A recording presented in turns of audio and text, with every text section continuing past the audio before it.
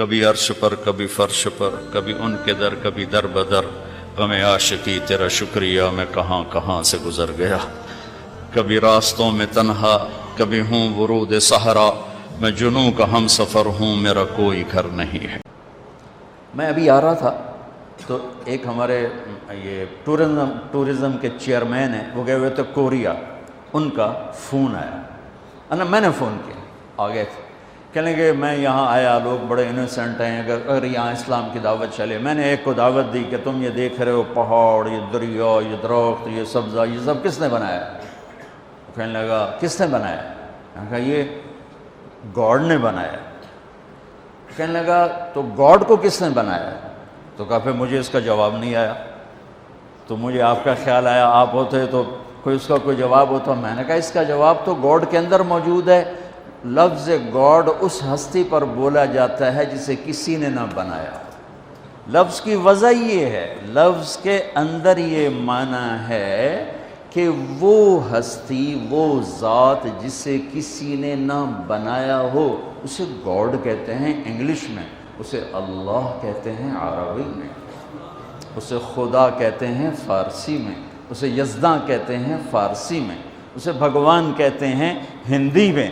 جسے کسی نے نہ بنایا ہو وہ اللہ ہے۔ باقی یہ جتنے الفاظ ہیں یہ اللہ کا پورا ترجمہ نہیں بنتے، اس لیے میں عام طور پہ اپنے بیانوں میں کہتا ہوں، ہمارے بر صغیر میں لفظ اللہ کے لیے خدا استعمال ہوتا، خدا خدا خدا خدا۔ میں یہ کہا کرتا ہوں کہ اللہ کا ترجمہ صرف اللہ سے ہوتا ہے، لہٰذا خدا کی بجائے اللہ کہا کرو، اللہ کہا کرو، کہو اللہ۔ آسمان تک نور پھیل گیا ہے، آسمان نہیں عرشوں تک نور پھیل گیا ہے۔ وہ ذات جسے کسی نے نہ بنایا ہو اس کا نام ہے اللہ۔ جس نے سب کچھ بنایا اس کا نام ہے اللہ۔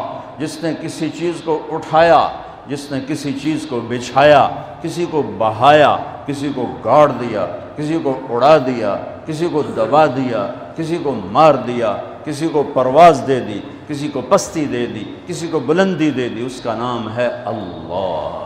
میرے عزیزو، ہمارے اوپر جناب رسول اللہ صلی اللہ علیہ وسلم کا سب سے بڑا احسان، ویسے تو ہم دو ہستیوں کے احسان نہ گن سکتے ہیں، نہ گنے جائیں گے، چاہے قیامت تک نہیں، یہ ریت کے ذروں کے برابر عمر لے لیں اور ہم ان دونوں ہستیوں کے احسان گننا چاہیں، نہیں، ناممکن ہے، ناممکن ہے، لیکن پہل کی جا سکتی۔ پہل، سب سے پہلا، سب سے بڑا، سب سے عظیم احسان اس کائنات کے انسانوں پر، بلکہ کل کائنات پر، جو جناب رسول اللہ صلی اللہ علیہ وسلم کی طفیل ہم پر ہوا، وہ کیا ہے کہ انہوں نے ہمیں اللہ کا پتہ بتایا اور اللہ کا صحیح پتہ بتایا۔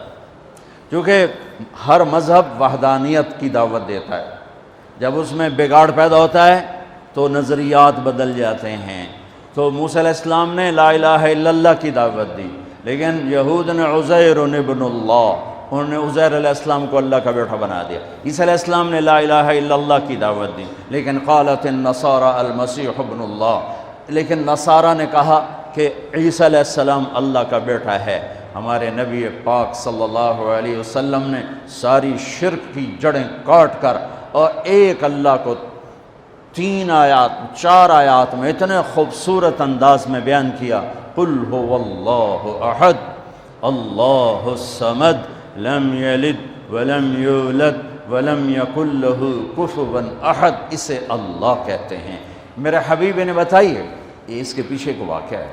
قریش آ کر کہنے لگے انصب لنا ربک، انصب لنا ربک، اپنے رب کا کوئی عطا پتہ بتاؤ، کوئی پیڑھی بتاؤ، کوئی نسب بتاؤ۔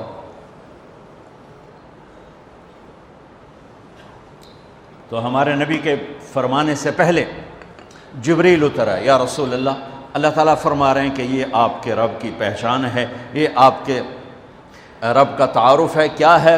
قل هو اللہ احد، انہیں بتاؤ وہ اللہ ہے۔